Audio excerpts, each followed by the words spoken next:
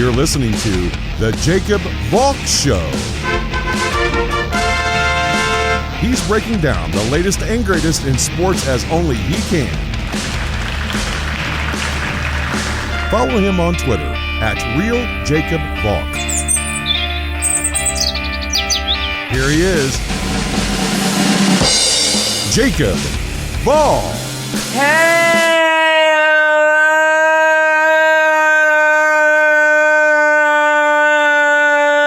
sports fans. Welcome to another edition of the Jacob Valk Show. I am the Jacob Valk, except no imitation. Look, I've got to start by addressing the elephant in the room. The fact that I missed 11 shows.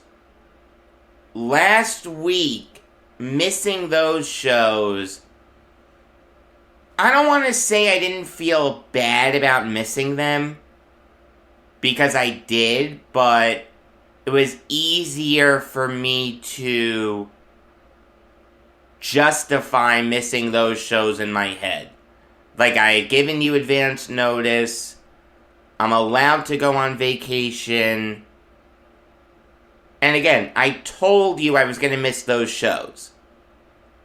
So, like, I really didn't feel terribly bad about missing those shows.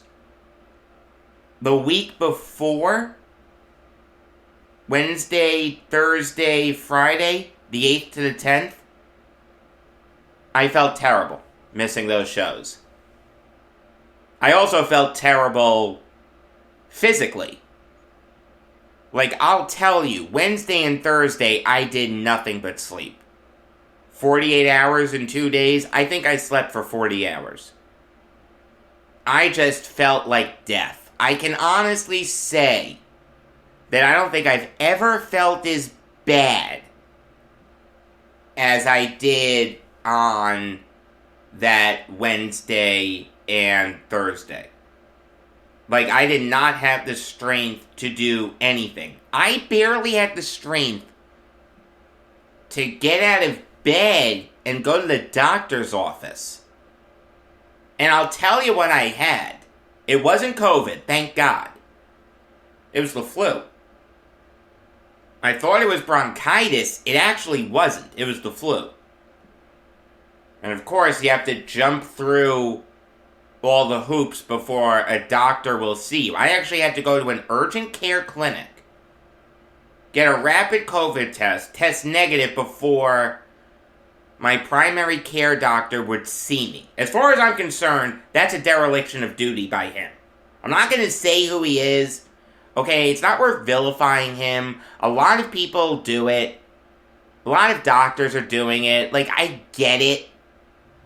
But at the same time, if I'm sick and I need a doctor and I'm vaccinated and I got the booster, why do I need to test negative for COVID? Alright, I still had my sense of smell, I still had my sense of taste. I just don't understand why it took until Thursday for me to see a doctor when I really wasn't feeling well long before that. As far as I'm concerned, that is a dereliction of duty by that doctor. And again, I'm not vilifying him personally, okay? If I was, I would say his name. Again, a lot of doctors are doing it, but you have a job to treat sick people. I understand not wanting to treat unvaccinated people. Alright, if they get COVID and they're unvaccinated, you reap what you sow, okay? I get that. But I got vaccinated, I didn't have COVID, I took numerous rapid home tests. I just don't understand why it took me so long to see my primary care doctor. And all due respect to the people who work in walk-in clinics, okay, they serve a purpose. I'm not above going into one if I need it. But if given the choice between going in a walk-in clinic or your primary care doctor, what are you going to choose? You're going to choose your primary care doctor. It's just a dereliction of duty by a lot of doctors, in my opinion. You have a job, an obligation to see sick people. One of your patients is sick, and he did the right thing by getting vaccinated and getting the booster. See him. You should run to see him. You know, at first they didn't even want to let me in the office because I had a really bad cough. And I was a little feverish. While those are symptoms of COVID, I had my sense of smell, I had my sense of taste. I knew it wasn't COVID. I could have told you it wasn't COVID. It just ticks me off. Hey, this is how you know I'm feeling better. I'm going on a rant. I didn't have the strength to go on a rant about 10 days ago. So, you know I'm feeling better. Look, I had the flu. Not a death sentence. I took Tamiflu. Truthfully, I didn't get the flu shot. I'll tell you why I didn't.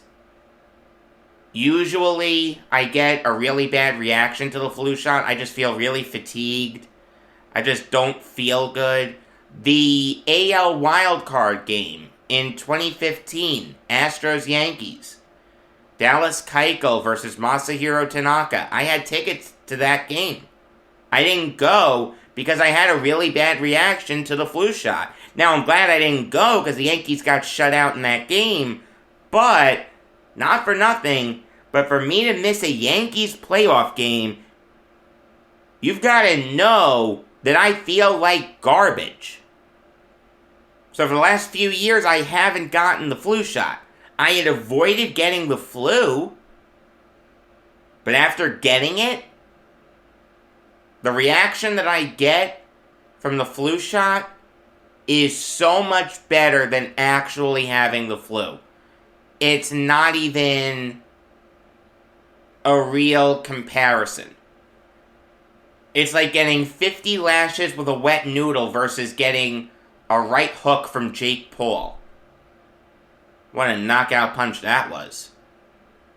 I mean, one thing that I'll do now is I'll get the flu shot, but I'll schedule it for a day that I know I don't have much going on. Like, maybe I'll schedule it on a Friday night, so that way I have the weekend to rest and recover. There's nothing wrong with that.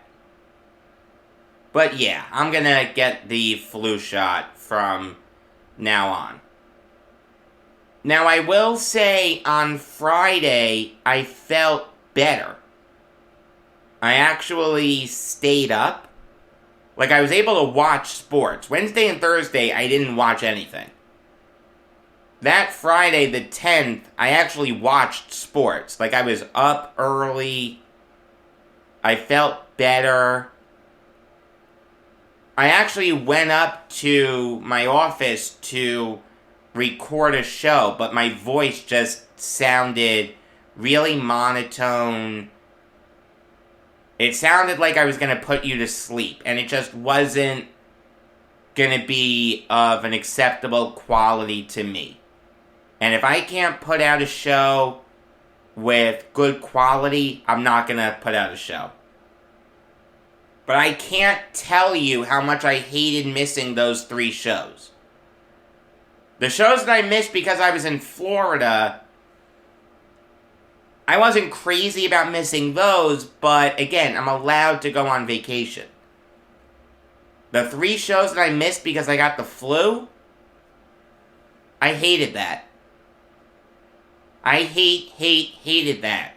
When I say regular episodes of the Jacob Valk Show come your way every weekday afternoon, that's a promise. And I don't like breaking my promises. yes, it's a valid reason to miss a show. It's not like I was up late last night and I slept until 3. Or the wind is blowing the wrong way. I don't feel like doing a show. It's a valid reason to miss a show, getting the flu. But it still didn't feel good. To miss one day, like to miss Wednesday, there wasn't a lot that happened. So I didn't feel terrible about that. I didn't like it, but I was like rationalizing it in my head as nothing happened. It's not the end of the world. But once it extends to Thursday and Friday, like I didn't get to talk about Demaryius Thomas. There were a lot of stories that I missed that I really wanted to talk about. And I know that you wanted my opinions on them. That's why you listen to this show. Now, it's kind of funny. I actually got more hits last week than I got the week prior. So I guess absence makes the heart grow fonder. But I just want you to know how terribly I felt for missing those shows, Wednesday to Friday. Again, last week, I told you I was going to be in Florida. I didn't like missing those shows, but c'est la vie. The shows the week prior that I missed, please accept my sincerest apologies for missing those shows. I wanted to record a show on Friday. I came up here to try to record, but again, I just sounded very monotone. It wasn't of an acceptable quality to me, and at the end of the day, this show has my name on it. If I'm not proud of something, I'm not gonna put it out there. It's just that simple. Now, my flight left on Saturday for Florida. I was feeling a lot better. The only thing I had was a little bit of a cough. I still have it a little bit, to tell you the truth. Like the hello sports fans. That took me a few tries to get through without coughing. But at the end of the day, if all I have is a cough, again, c'est la vie. And it was kind of funny, being in Florida with the cough, I did feel a little self-conscious. Like, obviously, we live in the time of COVID, so you're hyper-vigilant when it comes to being around sick people. I'll tell you, in Florida, like, whenever I coughed, I didn't get any dirty looks. Being in New York and coughing or sneezing or whatever, you get those looks. Oh, how I'd rather be in Florida. Minus the heat, though. I mean, truthfully, it wasn't even the temperatures that were the issue. It was like 70s, 80s, which I'll take any day of the week. It was the humidity that did it. And obviously, going to Universal, that's a lot of walking. So you feel it. And walking from the parking lot to Hard Rock Stadium and back, ooh, that was rough. I'd much rather be cold than hot. It's not even a debate. And I'll tell you what was funny. Leaving Hard Rock Stadium, and even entering Hard Rock Stadium, but more leaving, you heard all the chants, Jets, suck, suck, suck. I mean, I'm in a Jets hat, I'm in a Jets shirt, Jets belt, Jets shoes.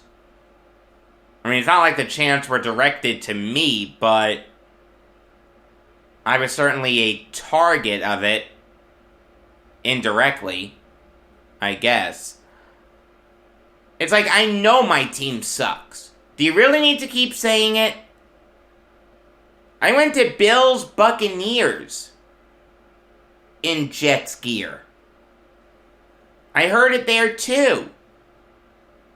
I know my team sucks. My team has won 5 games the last 2 years. Do you need to keep saying it?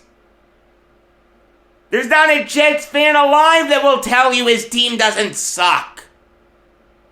Like, that's what I was saying to people. I know my team sucks. Yes. 5 wins the last 2 years. You can't come up with anything better? Maybe something like AJ Dewey's still going? Maybe something about the Marino fake spike? Come on. Doesn't bother me to hear that my team sucks. I know my team sucks. It's just lazy, in my opinion. But look, I did have a great time in Florida. I really felt good all throughout the trip. I was able to do everything that I wanted to do, meet everyone that I wanted to meet. I love Universal, had a great time. It was fun to see the Jets on the road. I've actually never seen the Jets on the road for a regular season game. I went to Jets-Giants once, preseason game, with the Giants as the home team. And it was fun high-fiving all the Jets fans after the Brandon Echols pick 6.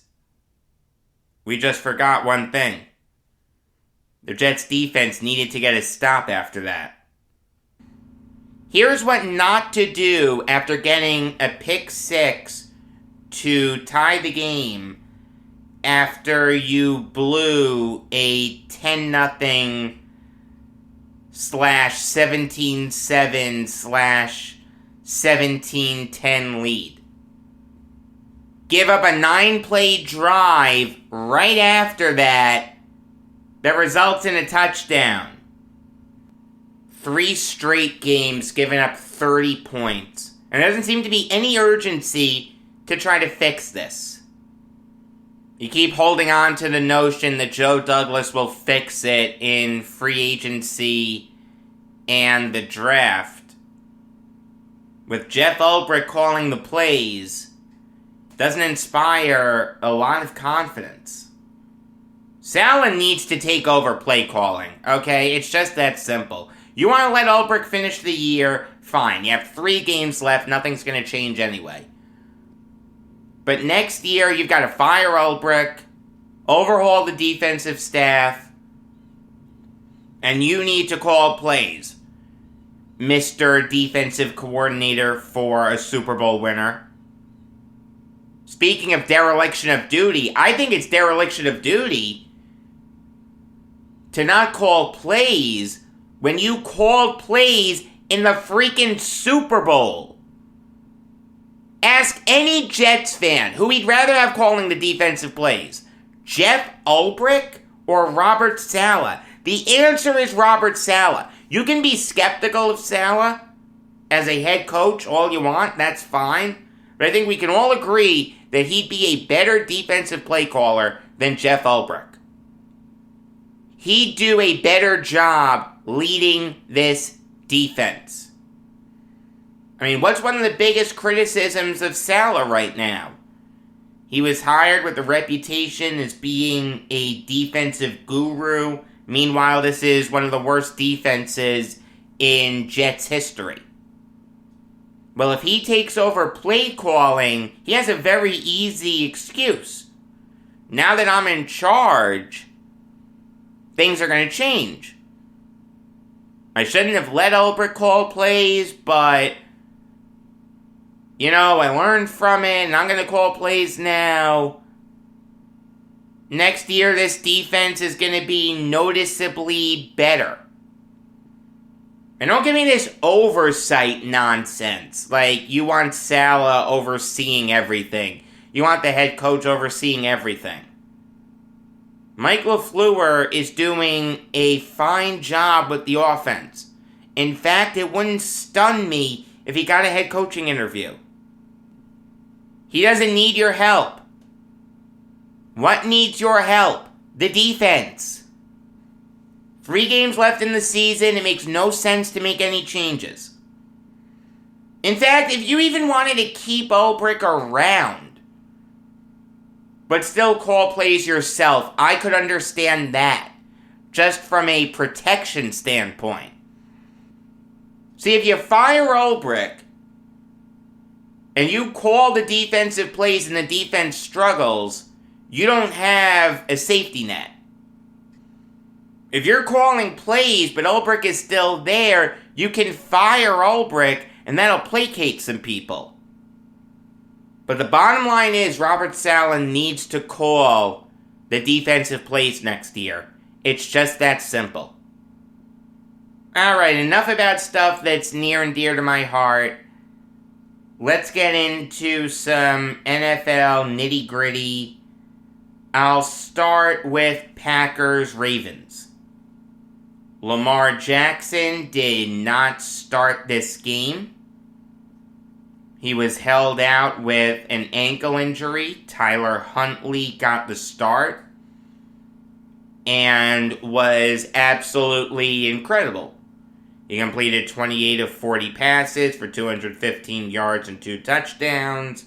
He had 13 carries for 73 yards and 2 touchdowns.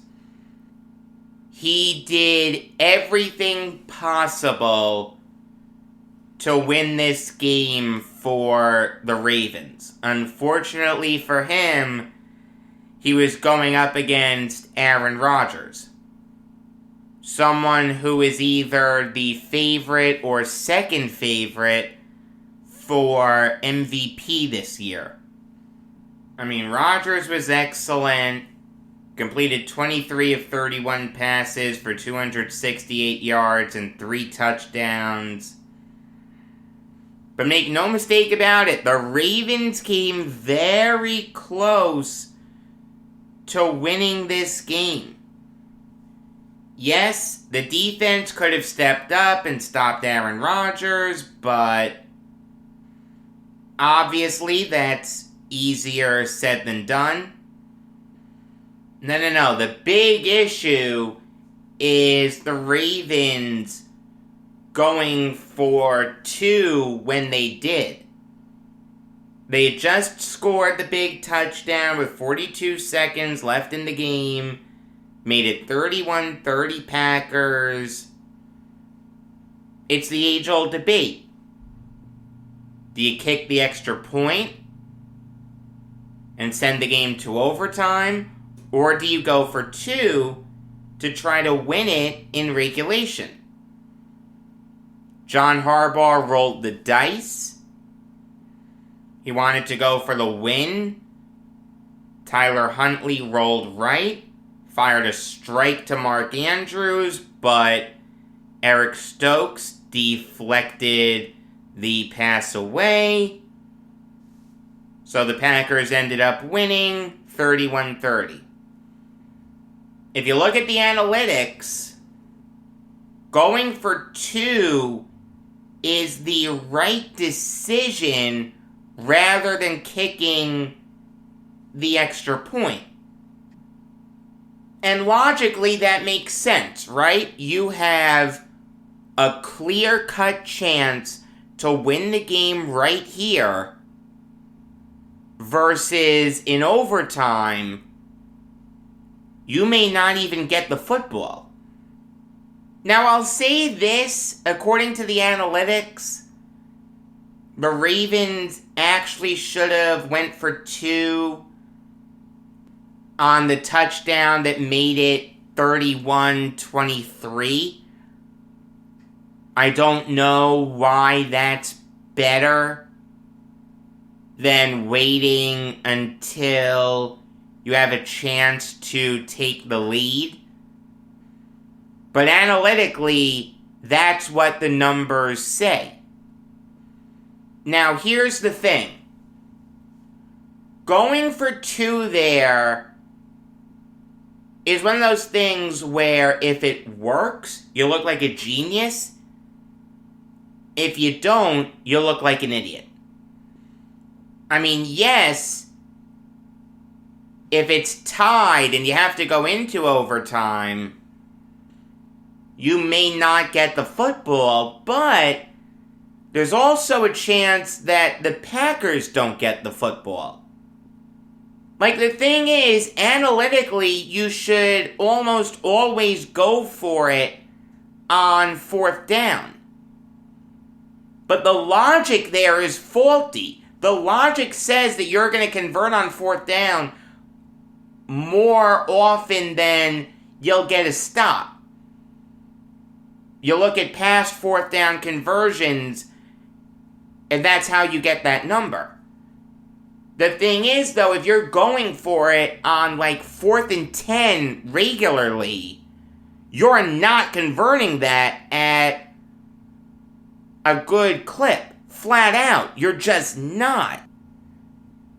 So the logic is faulty. Now, I don't know what stats go into determining the percentage of victory for going for 2 on the second to last touchdown, going for 2 on the last touchdown, or kicking the extra point on the last touchdown. I mean, you want to tell me you don't want to leave the game up to a coin flip? That's fine. I get that. I understand the logic behind going for it. It's just one of those things where it's incredibly easy to criticize if it doesn't work. Would you rather give your offense a chance to win, an offense that put up 30 points, or would you rather trust your defense to stop Aaron Rodgers? The answer is, you'd rather trust your offense. I get that. And look, you've got a 50-50 shot on the coin flip, right? Maybe, just maybe, you get the football first, but maybe you don't. Rodgers drives 75 yards down the field, and you never see the football. It's an incredibly hard decision. I don't think it's as black and white as saying, well, the numbers say we should do this, so we're going to do it. I think you see in baseball, when you always go by the numbers, it doesn't work. And the Chargers go by the numbers a lot. Doesn't always work for them. I think sometimes you need to use your gut. You've got to use your noodle. I don't know what I would have done if I was John Harbaugh in that spot. I mean, what I'd love to know is this. Out of all the times that a situation like that has happened in NFL history, you score a touchdown that brings you within 1 late in the game. How many times does kicking the extra point result in you winning? And how many times does going for 2 actually pan out? I'd love to know that. I don't have the answer to that. But I do think that's an interesting piece of the puzzle that needs to be figured out. But look, at the end of the day, the Packers got the win. They're the first team in the NFL to clinch a playoff spot this year. They will win the NFC North. Aaron Rodgers has a great case to be MVP, as does Tom Brady, as does Jonathan Taylor. I think you can make an argument for Dak Prescott. You can certainly make an argument for Kyler Murray.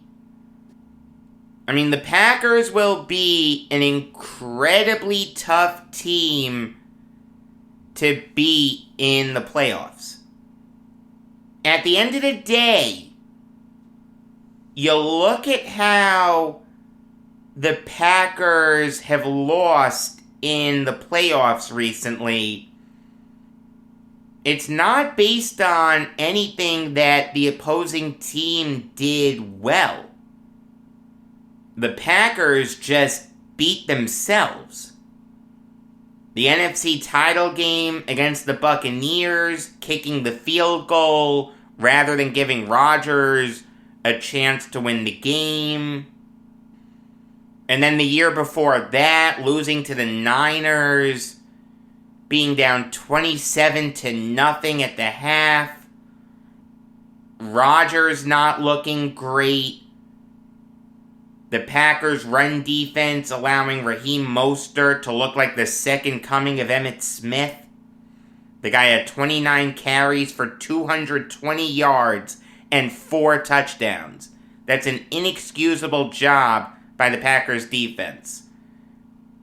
In recent history, the Packers have beaten themselves in the playoffs. The key for them is going to be getting out of their own way. They've got to trust Aaron Rodgers. They've got to trust Aaron Jones. They've got to trust A.J. Dillon. They've got to trust Devontae Adams. Don't get cute. You have what it takes to go very far in the playoffs. And even win a Super Bowl. The key is going to be getting out of your own way, because Matt LaFleur is not a good playoff head coach. Makes a lot of bad decisions. He just doesn't seem to have that winning gene. And some people will say that Rodgers doesn't either. I mean, here's the thing. If the Packers suffer another terrible exit, Rodgers may want out of Green Bay. If the Packers win a Super Bowl, I don't see how he leaves. If you combine that with the stunt that he pulled with lying about being vaccinated, he'd be public enemy number 1. I think his new team's fans would have a tough time really getting invested in him. I understand it's Aaron Rodgers, future Hall of Famer, Super Bowl MVP, one of the best quarterbacks in NFL history, but as someone who remembers the Brett Favre situation, the fan base can turn on you. Like Jets fans turned on Favre, Vikings fans turned on Favre, Packers fans turned on Favre. You gotta be careful how you do this if you're Rodgers. If LaFleur screws you over again, fine. Ask for a trade. No one will begrudge you for that. But if you win a Super Bowl, I don't think you can want out. I just don't see that ending well for you. Another team with Super Bowl dreams is the Arizona Cardinals, but you wouldn't know it based on how they played yesterday. They got absolutely crushed by the Lions, 30-12. They had a chance to clinch a playoff spot. They blew it. The game was so far out of reach at one point that Kyler Murray actually got pulled for Colt McCoy. This wasn't a benching or anything. It's just, we're going to protect our franchise quarterback and have him live to fight on Christmas Day against the Colts. How sold are we on the Cardinals? Look, I really like Kyler Murray.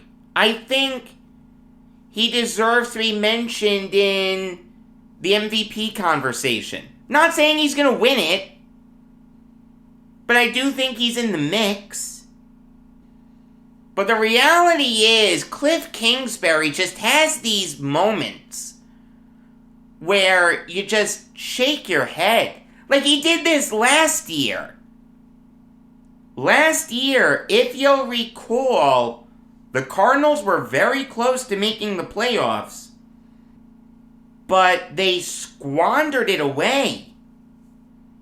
They lost to the C.J. Beathard and Jeff Wilson-led 49ers. Then they lost to the John Wolford-led Rams. If the Cardinals had won just one of those games, they would have been in the playoffs over the Bears. And maybe, just maybe, they would have beaten the Saints. Realize, the Saints were not a great team that year. Don't let the record fool you. Drew Brees was a shell of his former self. It was very possible that the Cardinals could have beaten them. Now, granted, this Cardinals team is a million times better than last year's Cardinals. I mean, the Cardinals are 10-4 right now. Their defense is absolutely excellent. And I think Kyler Murray has entrenched himself as one of the 10 best quarterbacks in the NFL. Maybe even 5 best. But this is eerily similar to what happened last year. And you look at their schedule coming up, it's not easy. They've got the Colts on Christmas Day, like I said. Then they travel to Dallas to face the Cowboys. Then they close out the season at home against the Seahawks. So there's a real chance that the Cardinals finish this season 1-4 in their last 5.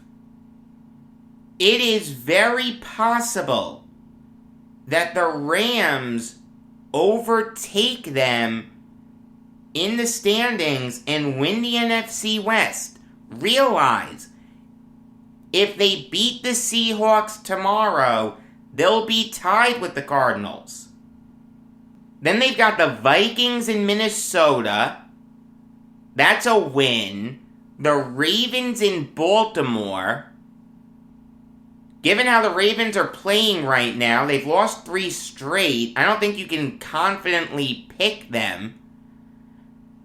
And then they close out the season at home against the Niners.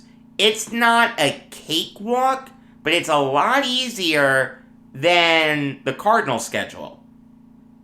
So if the Cardinals fall out of the division lead, and they have to face one of these great teams on the road, that's dicey. I don't know if I trust them to beat any of these teams on the road. The Packers at Lambeau? No. Cardinals are not winning that game. The Cowboys at Jerry World? No. Cardinals are not winning that game. The Buccaneers at Raymond James? No. Cardinals are not winning that game. The Rams at SoFi Stadium? I understand that the Cardinals beat the Rams at SoFi earlier in the season, but I do think that the Rams are better than the Cardinals.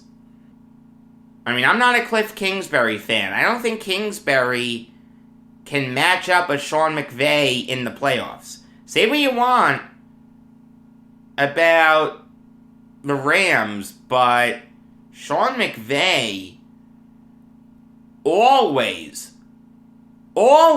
puts out a great performance in the playoffs. I have no idea what Cliff Kingsbury is going to do in the playoffs. Kingsbury has a lot of moments where you just shake your head.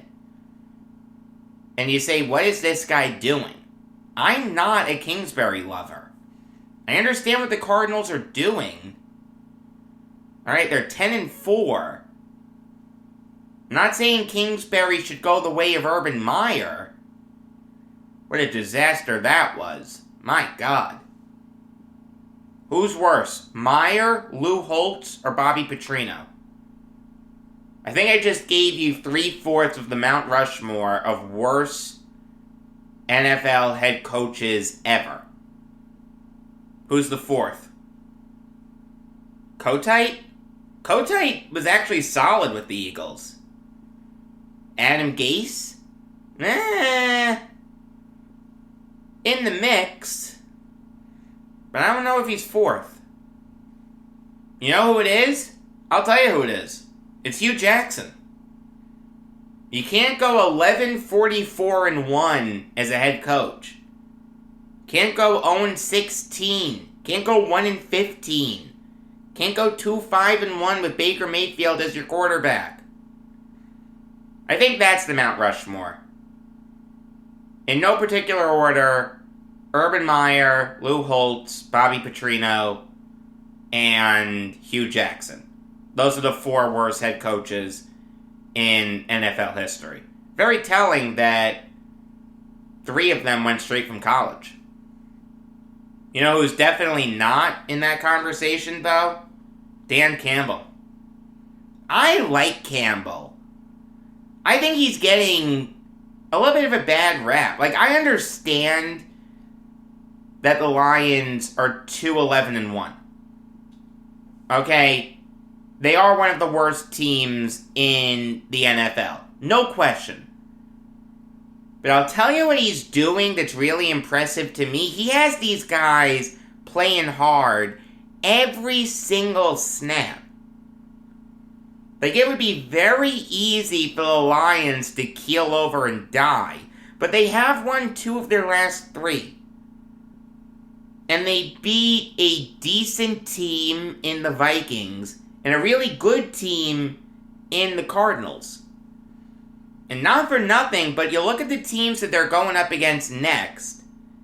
The Falcons, Seahawks, and Packers. Would it stun you if they beat the Falcons? I understand it's in Atlanta, but the Falcons aren't great. The Seahawks aren't great. I don't care if that game's in Seattle. The Lions could finish with 4 wins. And not for nothing, but for a team that started 0-10-1 to go 4-2 in their last 6, that'd be really impressive. I like Dan Campbell. I'm not saying he's great. I'm not saying he's Buddy Parker or anything, but he's not Joe Judge either. That was something else that I missed. There was a rumor that came out that said that Dave Gettleman's going to go, but Joe Judge and Daniel Jones are going to stay. I didn't think it was possible for the Giants to put themselves in a worse position than they're in right now, but that would be the worst possible thing they could do. How are you going to saddle a new GM with a head coach that has only won 10 games in his 2 years in the NFL and a quarterback that has shown nothing in his 3 years in the league to prove to you that he's a franchise quarterback, to prove to you that he can get the Giants back to the Super Bowl? You want to tell me Daniel Jones isn't awful? Fine. Maybe he's not. But if that's your bar, you're part of the problem. Let me tell you, Jake Fromm, in relief of Mike Glennon, wasn't awful. Does anyone want Jake Fromm as their starter next year? The answer is no. I feel bad for you, Giants fans. I really do. And it takes a lot for me to say that because I hate the Giants with a burning passion. And I don't think their fans are good fans either. But it seems like they're getting a little smarter. They want Gettleman gone, which is correct. They seem to want Judge gone, which is correct. And they seem to be willing to move on from Jones, which is correct. So, I've got to be fair. It took them longer to get there than it should have, but at least they got there. Better late than never. Alright, now I'll give you some NBA Vault talk. No, it's not going to be about player X entering COVID protocol. If I were to list everyone in COVID protocol, we'd be here until New Year's. It does have to do with the coronavirus, though. Because the Nets have been hit so hard by the coronavirus, they've had to play skeleton crews. It resulted in them losing to the Magic 100-93 on Saturday. I mean, you take a look at the players that were playing for the Nets in that game. They only had 8 healthy players. Blake Griffin, who was out of the rotation not that long ago. Same thing with David Duke. Same thing with Kessler Edwards. Patty Mills is good, but in no universe should he play 40 minutes of an NBA game. Cam Thomas is good, but in no universe should he play 35 minutes of an NBA game. And off the bench were Langston Galloway, Shaq Harrison, and James Ennis. All 3 of those guys were free agents about a week ago. In response to this shortage, the Nets brought back Kyrie Irving. Irving will be allowed to be a part-time player for the Nets. Now, we don't know when that's going to start. The Nets had their game postponed yesterday against the Nuggets, and tomorrow's game against the Wizards because of the Nets' COVID outbreak. Their next game is currently set to be on Thursday in Portland against the Trailblazers. Now, interestingly enough, Kyrie Irving did test positive for the coronavirus. God has a sense of humor. I don't know when Kyrie will be allowed back. You hope he'll be allowed back on Christmas Day against the Lakers. It would be great if the first game that the big 3 played together this year, Kevin Durant, James Harden, and Kyrie Irving, was on Christmas Day against the Lakers. A nationally televised game. The entire NBA world will be watching. Yes, the Lakers are obviously banged up right now. No Anthony Davis. But still, it would be great for the league if the big 3 was able to play on Christmas. The NBA owns Christmas. But if the Nets are shorthanded, and the Lakers too, no one's going to watch that game.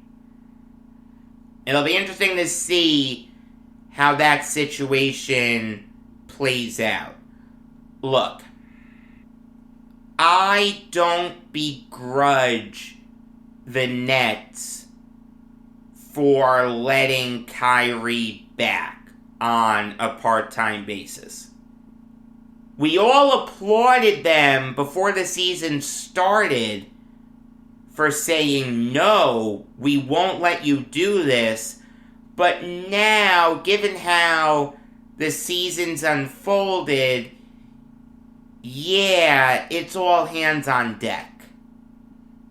I mean, one thing that's a real concern is Kevin Durant's and James Harden's burden, for lack of a better word.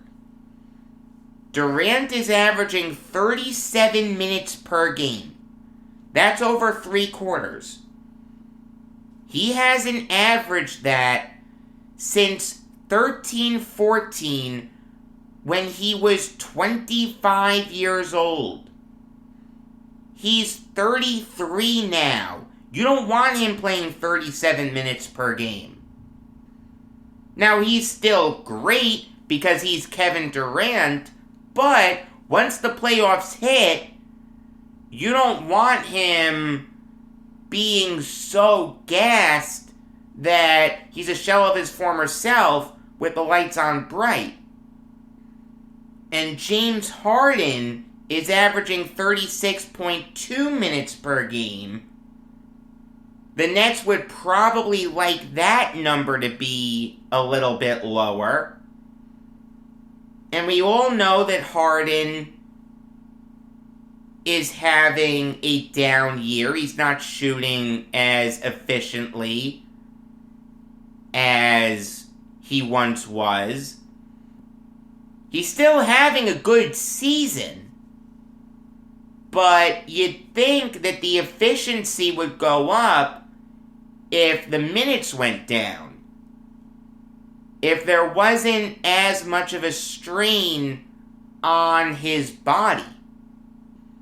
So yes, Kyrie Irving, even though it seems like he'll only play in road games unless Eric Adams, the incoming mayor of New York City, changes the mandate, and God only knows if he will or if he won't.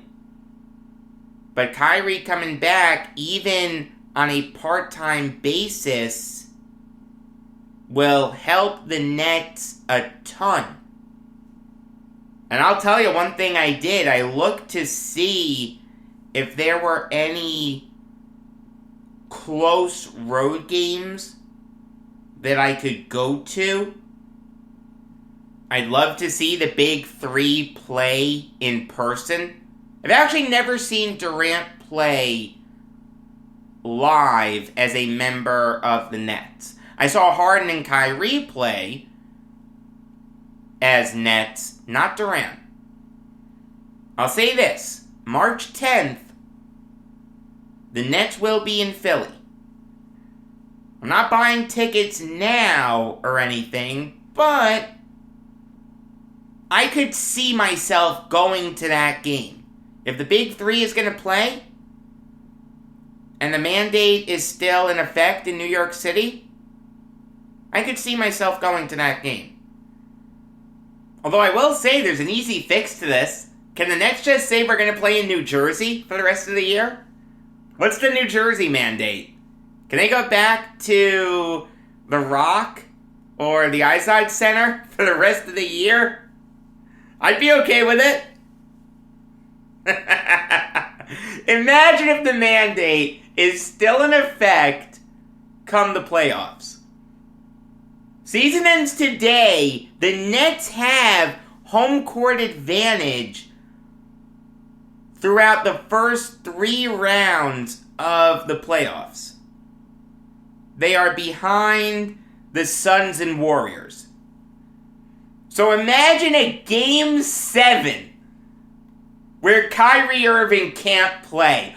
Oh, that will tick me off so much. Can the Nets forfeit home field advantage? Or home court advantage? As the case may be? Can they just say, you know what, we don't want to play in the Barclays Center? We'll play somewhere else? How about UBS Arena? The new Nassau County executive, Bruce Blakeman, has said that he's not going to enforce the governor's new mandates. Maybe they could play at the Nassau Coliseum. Coliseum has to do something, right? How about they go back to Island Garden? Oh, man. Here's what's funny, though. There's not even a guarantee that Kyrie's going to stay with the Nets. The Nets did leave the door open to saying to Kyrie, yeah, we're not going to let you play anymore. I mean, I don't like that. I don't think that would end well. I think the players would be really upset. See, now that you've let him back in, it's really tough to say, we're not going to let you play anymore. You've already opened Pandora's box. You already went back on your word. You already went back on a really good decree that he couldn't be a part-time player. I think we all understand the reason behind you letting him back into the fold. No one can begrudge you for it. But to then say, no, we're not going to let you play anymore? I don't think Kyrie would like that. I don't think the players would like that. Pandora's box is already open. You can't close it. Now, there is one other element to this. Sports are once again being affected by the coronavirus. They got by for a while relatively unscathed. Yeah, the NHL had its issues, but now the NFL is getting affected. 2 games tonight and 2 games tomorrow. And the NBA is postponing some games. College basketball is canceling games. They're having teams forfeit. Like Seton Hall, a ranked team, was forced to forfeit its game tonight against St. John's. See, the thing is, I feel so unqualified to say what these leagues should do. I mean, the NFL revised its protocols, but they got heat for that. I don't know whether they were right to revise their protocols or they were wrong. I'm not a scientist. I'll say this. I think the obsession around testing is pretty dumb. At the end of the day, if you're feeling okay, why do you need to be tested for the coronavirus? I think what we need to realize is this is never going away. We are going to live with this forever. So we've got to learn how to manage it. How do we manage it? We don't manage it by quarantining everyone that tests positive. How does that work? What we need to do is make sure that everyone is vaccinated. And not just the 1 shot of the J&J or the 2 shots of Pfizer or Moderna. I'm talking boosters. We need to change the definition of fully vaccinated. It needs to include boosters. Now that's going to be very tough to do because the government kinda put all their eggs in the you only need 2 shots of Pfizer or Moderna or 1 shot of J&J basket. To try to convince people that they need another shot is going to be very tough. Now, I got my booster a while ago. I got it in September. I was perfectly fine. I had no ill effects whatsoever. I mean, I think it's clear that we're going to get a winter surge. That's what people are trying to avoid.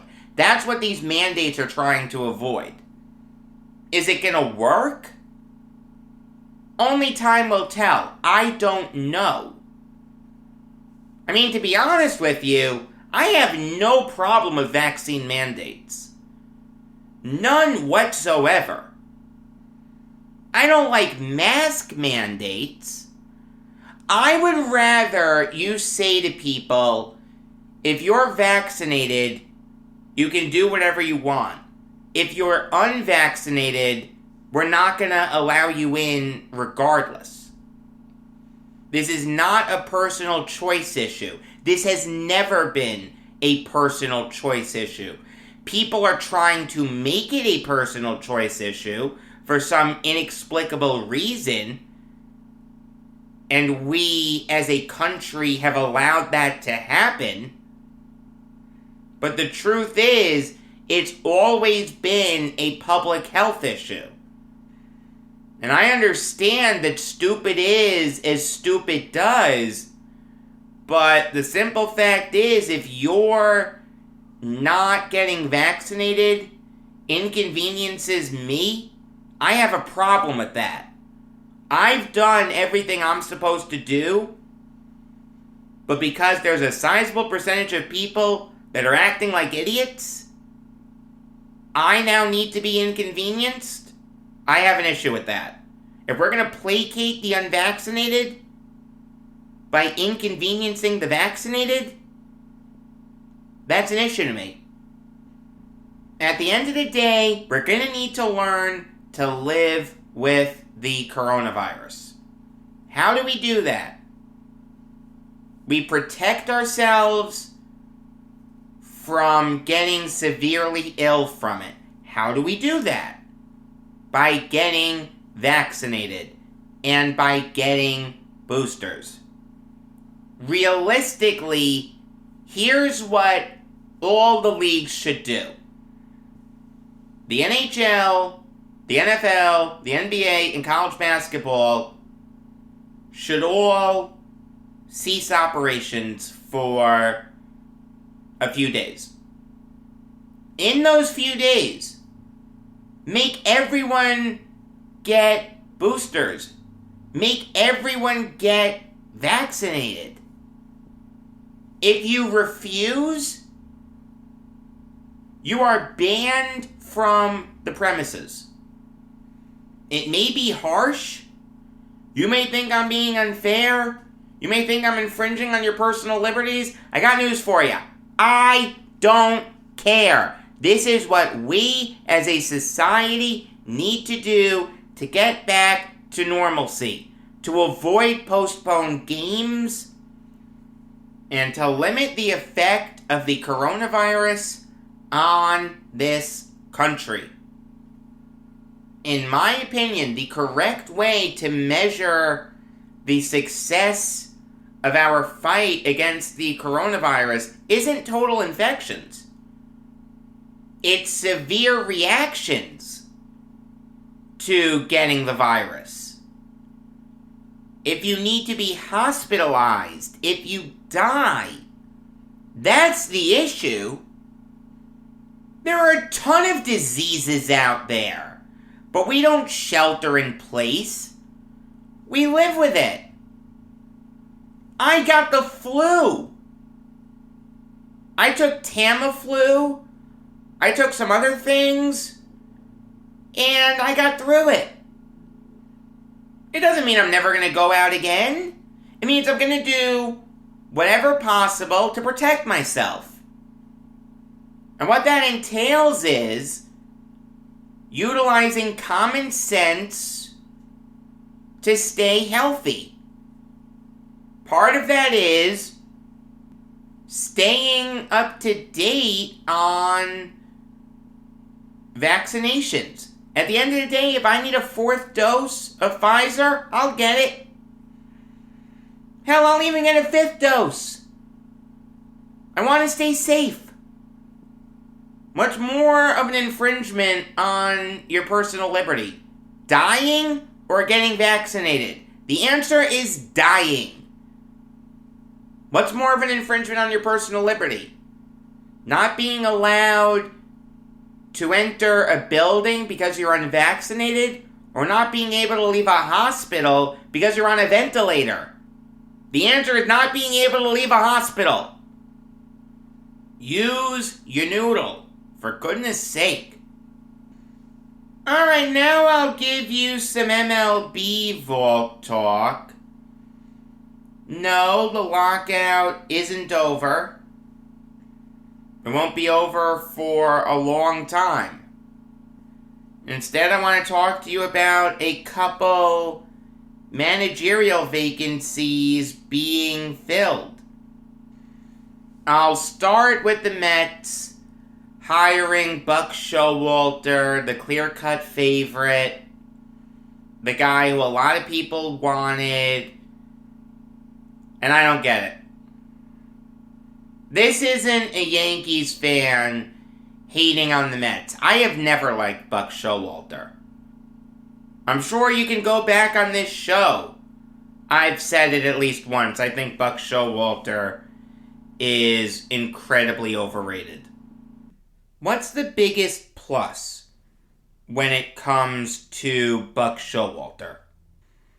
His experience.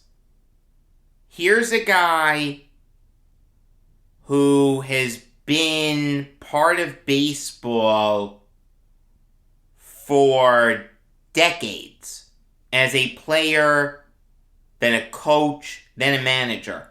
His first year as a manager was 1992 with the Yankees. Before that, he grinded. He was drafted by the Yankees in 1977. I know he made it to Double-A. I don't know if he ever made it to Triple-A. Regardless, he was never viewed as a top prospect. But what people raved about was his knowledge of the game. He was always viewed as incredibly smart. I mean, he went from a player straight to being a manager of the Single-A Oneonta Yankees. Then he worked his way up the chain, was on the Major League coaching staff under Stump Merrill. Then he took over as Yankees manager. I mean, this guy has spent 20 years as a Major League manager. There are very few people that can say that. Okay, his experience is a great asset. The thing is, though, not all experience is good. What can you point to as a success for Buck Showalter? Let me ask you that. The 94 Yankees, before the strike, they were an excellent team. There's no question. You have absolutely no idea what they would have done in the playoffs. You know what other team was really good in 94? The Montreal Expos. Were the Expos going to win the World Series that year? You have no idea what would have happened in the playoffs. In 95, the Yankees lose to the Mariners in the ALDS. After being up 2-0 in that series, freaking Jack McDowell blows Game 5. What happens after that? Joe Torre wins the World Series with the Yankees. The Yankees win the World Series 4 out of 5 years. They make the World Series 6 out of 8 years. Buck Showalter would not have done that. That is indisputable. Joe Torre is in the Hall of Fame. Buck Showalter will never sniff the Hall of Fame. After that, he went to the Diamondbacks. In 99, the Diamondbacks won 100 games. Great team. You know what they did in the playoffs? They lost to the Mets in 4 games. What happens in 2001?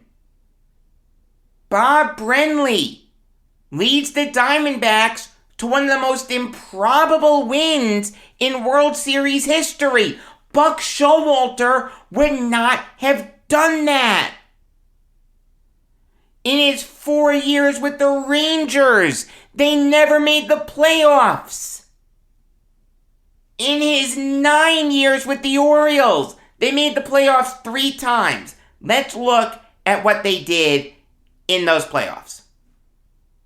In 2012, the Orioles lost to the Yankees in the ALDS. Thank you, Raul Ibanez. I was there for Game 3. I don't remember if I was there for Game 4 or not. 2014, the Orioles swept the Tigers in the ALDS. They then got swept by the Royals in the ALCS. In 2016, Showalter committed one of the biggest managerial blunders in recent postseason history. The game was tied at 2 in the bottom of the 11th. Showalter had used a lot of his relievers, except there was one notable pitcher who he still had left. Zach Britton, a guy who made the All-Star team that year, finished 4th in Cy Young voting that year, finished 11th in MVP voting that year, went 2-1 with a .54 ERA, and led the American League in saves with 47. Showalter didn't bring him in. Here's what happened. Brian Dunsing started the 11th inning. He struck out Ezekiel Carrera. Then Ubaldo Jimenez came in. This wasn't Colorado Rockies Ubaldo Jimenez. This was past his prime Ubaldo Jimenez, who went 8-12 with a 5.44 ERA. Here's what Jimenez did. Gave up a single to Devin Travis, gave up a single to Josh Donaldson, then gave up a 3-run home run to Edwin Encarnacion. Buck Showalter lost the wild card game without bringing in his closer. He decided that Ubaldo Jimenez in 2016 was a better option than Zach Britton. If you are keeping score, that makes 2 teams that won World Series immediately after Showalter left, 1 trip to the LCS where he never even won a game, and 1 incredibly asinine decision. Buck Showalter is not a good manager. Maybe Buck Showalter is an incredibly smart guy. Okay, I've never met the man. I don't want to. Because I think he's incredibly overrated, and I don't like overrated people. You are not going to win a World Series with Buck Showalter as your manager. You're not going to have any playoff success with Buck Showalter as your manager. Mark Talkovsky said it best to me. Okay? This was like the best description of Buck Showalter that I have ever heard anyone give. He is a Phase 1 manager. He will get you to the playoffs. He will point the ship in the right direction. But you'll never win anything with him. Let me ask you something, Mets fans. You signed Max Scherzer. You signed Starling Marte. You signed Mark Canha. And you signed Eduardo Escobar. Will you be content with an NLDS or NLCS exit? Or do you want to win a World Series? No, you want to win a World Series. Those moves signal to you as a fan that you are going for a World Series. And I commend Steve Cohen for it. Here's what Steve Cohen did, okay? He built a Ferrari. The New York Mets have a team that is capable of doing very special things in October. I mean, you have a Ferrari. You have a car that people would kill to drive. Instead of giving it to a responsible driver, you give it to a 16-year-old kid who has never driven a car before and promises you that he'll drink and smoke every time he's behind the wheel. You pick the worst possible guy for the job. The fan base is excited. Here's a guy who had some good seasons with the crosstown rivals, the New York Yankees. Had some good years for the Diamondbacks. Had some good years for the Orioles. Come October, you're going to hate this guy. I promise you. You want to tell me it's unfair to expect the Mets to make the jump from a team that wasn't in the playoffs to a World Series winner? No, I disagree with that. You just signed Max Scherzer. You just signed Starling Marte. You have Jacob deGrom coming back. You have a roster that's capable of doing very special things. But you just gave the keys to the Ferrari to someone who's going to drive it into a tree. Nothing in Buck Showalter's history tells you that he's going to lead the Mets to the promised land. He'll get you to the playoffs. But as far as making any real noise when you get there, no. That's not going to happen. Moving on now to the Athletics, closing in on Mark Kotsay as their manager. That comes from John Heyman of the MLB Network. And this is the correct hire. Bob Melvin did wonderful things for the Athletics. Always had his teams overachieve. This guy took over rosters with ham and eggers, turned them into really good players that the team would trade away. Then he'd mold these young players into really good players that would then get traded away, and the cycle would repeat. Bob Melvin installed a great culture with the Athletics. You didn't want to lose that if you were Oakland. So promote a guy like Kotsay, who has a great reputation, who was with the Athletics for a long time, 6 years, knows the game inside and out, was a good player once upon a time, played for the Athletics for a little bit, actually got MVP votes in 2004 with Oakland, and someone who a lot of people in baseball think very highly of. Here's a guy who interviewed for a lot of jobs. He interviewed for the Tigers job, the Giants job, the Pirates job, the Red Sox job, and the Astros job. You want to tell me it's a bad thing that he interviewed for all those teams but didn't get a chance? Tell that to Eric Bieniemy. It just means that other teams were making a mistake. There's no question in my mind that Mark Kotsay would be a better manager than Derek Shelton. Nothing against Shelton. I understand that he doesn't have a lot of talent to work with, but no one's going to mistake him for Jim Leland anytime soon. I love this hire. This is a great move. This is the correct move. Promoting from within always comes with some risk, but for the Athletics to do it, it makes sense.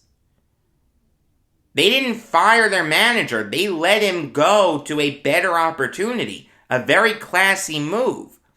But they're keeping the same culture that made them solid by promoting a very big part of that in Mark Kotsay.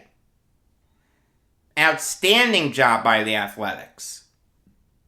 There is a bowl game to preview, and it's going to be a really good game. It's the Myrtle Beach Bowl, Tulsa versus Old Dominion. I understand that it's not a huge marquee bowl game I understand that it's not two marquee teams going at it, but if you're anything like me, you love these bowl games. At the end of the day, these are two schools that will never play for a national title that are finally getting a chance to show the entire college football world what they can do. I mean, I get into these bowl games. I went to the Cure Bowl when I was in Florida. What a great game that was. Coastal Carolina versus Northern Illinois. Outstanding game.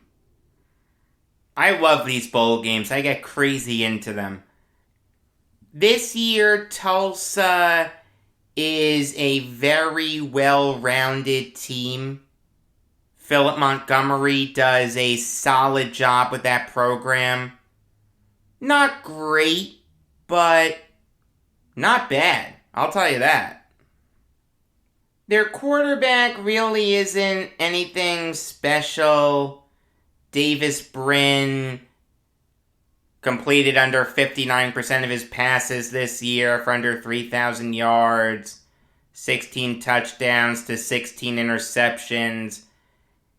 He's really nothing special. But what Tulsa's going to do is they are going to run the ball, and they're going to run the ball really well behind one of the best O-lines in the nation. Shamari Brooks, Anthony Watkins, and Denerick Prince all had over 500 rushing yards this year. And you look at this O-line, Tyler Smith, Xavier Gadlin, Gerard Wheeler, and Dylan Couch. It's no wonder why Tulsa runs the ball as well as they do. Their right tackle, Chris Paul, yes, that is his name, has a knee injury. I don't know if he's going to play or not. That's up in the air. But even if he doesn't, Tulsa will be in good shape. Defensively, they have a lot of talent. Jackson Player, Anthony Goodlow, Tyree Stevenson, Trayvon Fuller, Joseph Anderson, Jace Oliver, Grant Sawyer, Elijah Taylor, Tyneil Martin, Bryson Powers. This is a good Golden Hurricane team. They've got a lot of talent, let me tell you. On the other end of the spectrum is Old Dominion, a new football team. They just started playing in 2014. But Ricky Ronnie, in his first year as the Monarchs head coach, has them in a bowl game. Give him credit. Also, if I butchered that name, I apologize. This is another well-rounded team, another team that's gonna look to run the ball down your throat. Their quarterback, Hayden Wolf, has a lot of potential. He's a freshman.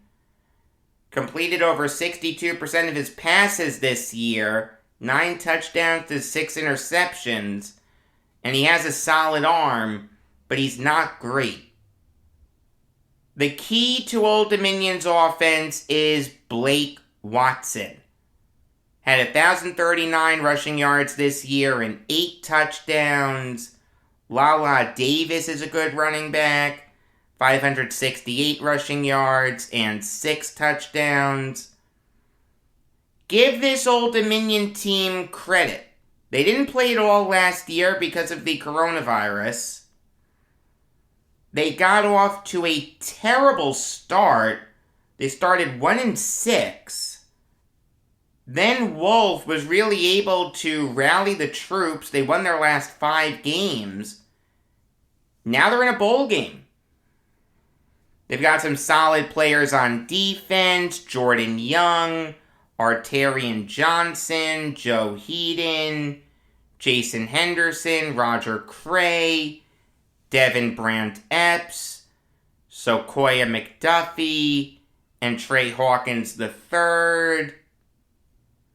But all in all, I think Tulsa's the better team this year.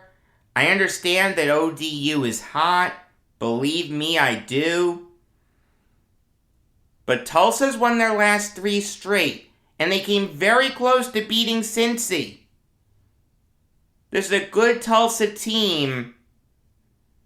I think they're going to win. New York Islanders show comes your way tonight. Regular episodes of the Jacob Valk show come your way every weekday afternoon. Until next time, I'm Jacob Valk, and always remember, if you disagree with me, you're wrong.